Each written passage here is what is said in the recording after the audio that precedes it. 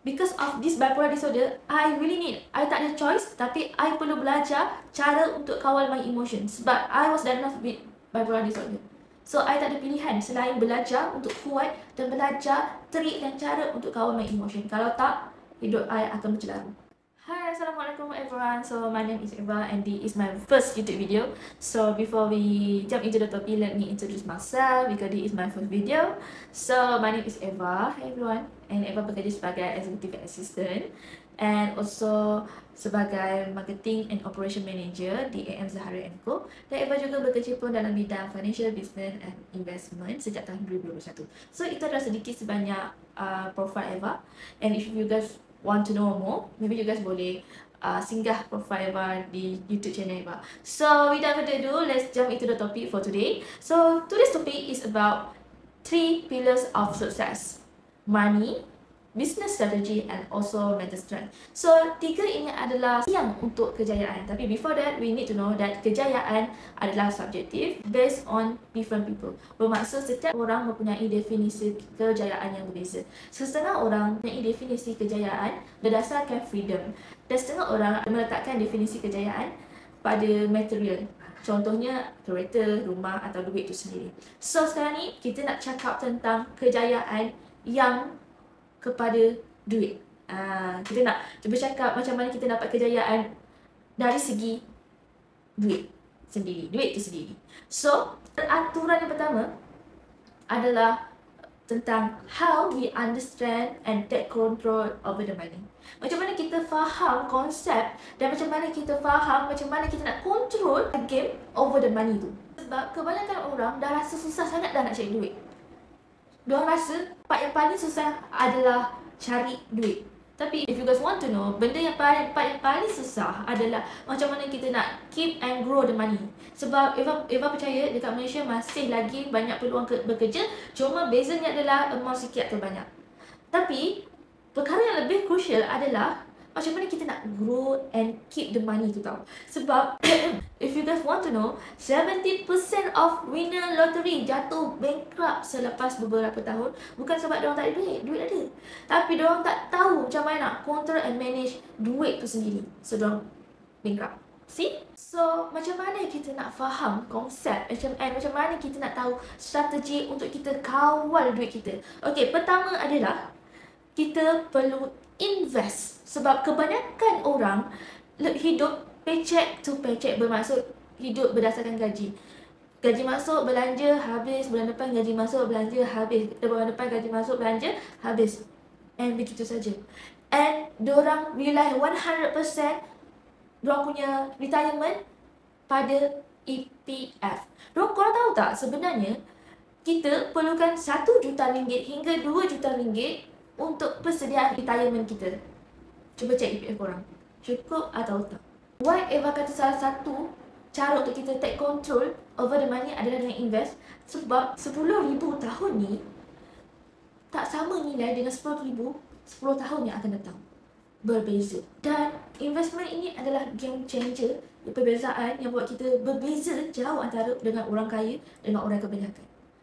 Itu adalah the real game changer. Kenapa diorang boleh atas kita? Sebabkan investment dan disebabkan diorang tahu how to take control diorang punya duit. And number 2, orang kaya, millionaire, diorang tak rely on paycheck, salary macam Eva cakap tadi. Tapi diorang ada 7 income, 7 sources of income.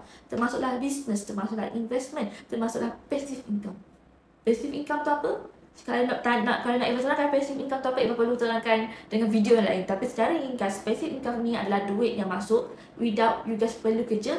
Even you guys tengah tidur, duit tak akan masuk. Contohnya real estate, contohnya business atau macam tu lah. Dan lain-lain. So, cuba kita reflect balik kat diri kita.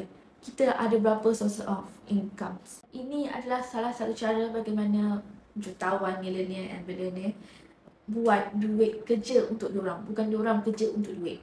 Dan Eva dah katakan tadi, orang kaya akan invest. Kenapa diorang invest? Sebab compounding. Eva, compounding tu apa pula? Compounding tu adalah salah satu cara kita kembangkan duit. Kembangkan duit and take control over the money. Kita buat duit dengan duit. Contohnya, if you letak RM1,000 pada platform investment yang menawarkan pulangan 10% annually selama 30 tahun, you akan dapat 2 juta berbanding you simpan nilai yang sama RM1,000 pada bank saving which is tak ada pulangan atau sikit sangat pulangan dia setahun, you akan dapat hanya RM360,000 sahaja untuk 30 tahun simpanan. Beza tak? Nilai yang sama tapi platform yang berbeza yang akhirnya akan bagi you guys amount yang berbeza. So itu adalah compounding dan itu adalah salah satu game changer yang lain yang buat kenapa orang kaya ni jauh atas daripada kita. Sebab diorang ada ilmu. Sebab diorang buat apa yang kita tak buat. Sebab diorang buat benda yang kita takut nak buat. Manusia memang tak boleh lari daripada takut. Tapi sebabkan itulah persen millionaire and billionaire lebih rendah, sangat rendah berbanding dengan orang kebanyakan. Sebab diorang buat benda yang kita tak buat. Diorang buat benda yang kita tak berani nak buat. Diorang tahu macam mana diorang nak manage risiko. Sebab ramai yang cakap dengan Eva, ramai yang komen Eva, I nak invest tapi I takut risiko. I nak invest tapi I takut rugi. But yes, kita manusia tak boleh lari daripada rasa takut. Kita kalau boleh nak untung. But it is how we need to belajar. Sebab tu kita kena tahu macam mana kita nak kontrol risiko tu. So ini adalah salah satu cara lain atau game changer lain yang membezakan kita dengan millionaire adalah cara dorang understand the concept of money and cara dorang control the money. So konsepnya adalah berbeza dengan definisi orang kebanyakan. Orang kebanyakan living paycheck to paycheck. Orang kebanyakan dorang takut untuk invest. Orang kebanyakan dorang akan dapat dan guna. Dorang takkan ada plan strategi untuk take over the game. Berbeza dengan orang kaya. Diorang ambil risiko, diorang control the risiko and diorang take action and control and belajar lebih dalam cara untuk kita faham konsep and cara kita untuk control over the money tu. So it's for the first pillar which is money. How we understand the concept and how we control the money. Okay, let's move on to pillars number 2 which is strategy over hustle. So rasa ni tajuk ni akan banyak menimbulkan perdebatan ya. Sebab segala perkara yang kita buat ni guys, kita kena ada strategi. Tak kisahlah nak mengorat ke, tak kisahlah nak beli groceries ke, tak kisahlah sampai tak kisahlah nak pergi tidur. Semua tu ada strategi berbeza. Contohnya kalau if guys nak tidur, you guys dah rancang, oh aku nak tidur pukul 11. Lepas sebelum pukul 11 tu aku kena pakai skincare, aku kena gosok gigi, aku kena makan and so on. So, begitu juga dengan macam mana kita control kita punya life and macam mana kita control kita punya business untuk menuju ke kejayaan tu. So, strategy over hustle. So, working hard versus working smart. If you guys know, 80% daripada self-made billionaire, diorang tak bekerja secara hardest physically. Diorang bekerja secara smart. Diorang bekerja dengan strategi. Diorang letak usaha diorang dalam strategi. Bukan usaha semata-mata tanpa strategi. So, itu cara diorang, macam mana diorang put the strategy untuk aim diorang punya goal. So, yes, kita perlukan usaha. But kita juga perlukan strategi. Sebab without strategi, kita nak capai target kita tu boleh tidak kesampaian. So, we need to put our effort into the strategy as well. And salah satu cara strategi yang kita boleh pakai adalah kita perlu ajar diri kita untuk adapt dengan persekitaran yang baru, untuk kita adapt dengan culture yang baru. Itu salah satu strategi juga. Contohnya, kes yang boleh Eva ambil kat sini adalah kes Netflix, di mana Blockbuster ada peluang untuk beli Netflix dengan harga 50 juta. Tapi Blockbuster refuse pada tahun 2000 sebab rasanya tak relevan. Tapi disebabkan diorang tak ada strategi, diorang rasa tak relevan untuk beli Netflix. Tapi Netflix letak strategi untuk kembangkan dan buat diorang punya platform relevan dari masa ke semasa sampailah nilai Netflix sekarang adalah 200 bilion. And sekarang Blockbuster dah tak wujud. Itu perbezaannya kenapa kita perlu letak strategi dalam setiap apa yang kita buat.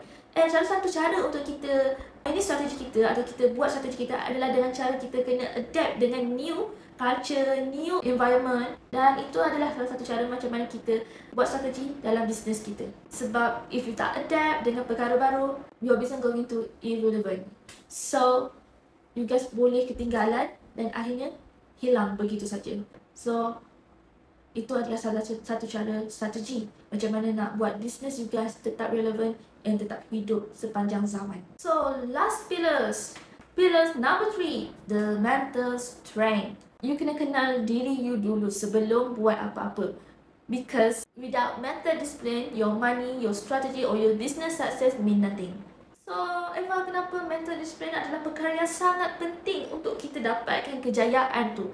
Pertama adalah, you guys tahu tak, 92% of people fail to achieve their goals bukan sebab tak ada talent, bukan sebab tak ada duit, tapi sebab tak disiplin. Hari ni buat, esok malas tak nak buat, esok tak nak buat, lusa buat, begitu dan seterusnya. Kebanyakan orang fail bukan sebab tak ada modal, bukan sebab tak ada cara, bukan sebab tak ada masa, tapi diorang tak ada disiplin. Diorang tak ada disiplin untuk dapatkan goals diorang tu. Sebabkan tu 92% of people fail to achieve their goals. So you guys, your talents mean nothing if you cannot control your mind. And you guys tahu tak, kebanyakan orang yang berjaya ni, diorang bukan gifted, tapi diorang berdisiplin. And sesetengah orang letak disiplin atas motivation diorang. Kalau diorang rasa motivasi, diorang rasa bersemangat, diorang akan buat. Kalau diorang rasa down, diorang tak akan buat. Itu sebabnya kenapa disiplin ini adalah benda yang crucial untuk kita buat, untuk kita kontrol, untuk kita dapatkan kita punya goals. Sebab motivation adalah tidak sama hari-hari, adalah berbeza hari-hari. Ada hari kita beria, ada hari kita bersemangat, ada hari kita nak on the world, but ada hari kita nak tidur, ada hari kita sedih, ada hari kita nak menangis satu hari. Itu sebabnya disiplin adalah sangat penting. Dia tak kira lah you rasa sedih ke, you rasa gembira ke, you rasa apa pun, you need to do now, because you perlu berdisiplinkan diri you sebab you ada something to achieve. You tak boleh depends and rely on your motivation alone. You need to rely on discipline. Tanpa kira you semangat ke tak, tanpa kira you punya emotion. Yes, you perlukan rehat. Yes, you perlukan masuk untuk balik bermotivasi. Atau sebagai manusia, mental kita tak stable. Sometimes kita nak sedih, sometimes kita nak nangis, sometimes kita rasa kita nak tidur the whole day. Yes, take your time. Sometimes kita ada masa kita betul-betul down and kita rasa nak quit. Tapi please jangan terlalu lama. Jangan terlalu lama biasakan diri you dengan surrounding yang negatif. Even kita tahu kita adalah manusia, sometimes kita perlukan masa alone, tapi kita kena sedar, kita kena bangkit cepat-cepat sebab kita ada goals atau kejayaan yang kita nak aim, yang kita nak capai. Orang lain pergilah nak rehat sepanjang hari, sepanjang tahun. Orang lain nak biasakan diri diorang dengan negatif, atau diorang nak biasakan diri diorang dengan perkara-perkara yang lagi merendahkan self-confidence diorang. Biarkan. Tapi kita tak boleh begitu terlalu lama sebab kita pilih untuk berjaya. Kita pilih untuk dapat capai goals kita. So, consistent itu sangat penting. So, mental strength ini pun akan bantu kita untuk buat decision making. If kita nak buka business, decision making really like a crucial part untuk kita practice. Sebab without decision making yang bagus, kita akan buat decision yang tak betul atau yang kurang tepat. Jadi sebab tu mental strength adalah perkara yang sangat penting, terutama dalam bisnes ataupun investment. That's why if you want to success, you need to learn how to control your emotion and your mental strength. So macam Eva, I was diagnosed with bipolar disorder. Benda tu adalah perkara yang sangat berat untuk Eva sebab my emotion tak stable. Sebab I have bipolar disorder. Sometimes I really macam have a huge energy. Sometimes I just want to lay on my bed and just tidur the whole day or the whole week. But I think this is how I learn untuk keep strong. Sebab bila ada bipolar disorder ni, Eva sedar betapa pentingnya kita untuk kawal kita emotion. Sebab kalau kita tak kawal kita punya emotion akan kawal kita. So because of this bipolar disorder, I tak ada choice, tapi I perlu belajar cara untuk kawal my emotion. Sebab I was diagnosed with bipolar disorder. So, I tak ada pilihan selain belajar untuk kuat dan belajar trik dan cara untuk kawal my emotion. Kalau tak, hidup I akan bercelaru. So, salah satu cara yang Eva boleh share kat sini, cara untuk kita kawal emotion kita adalah dengan journaling.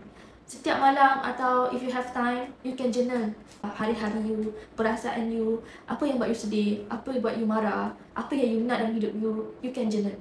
You can do journaling.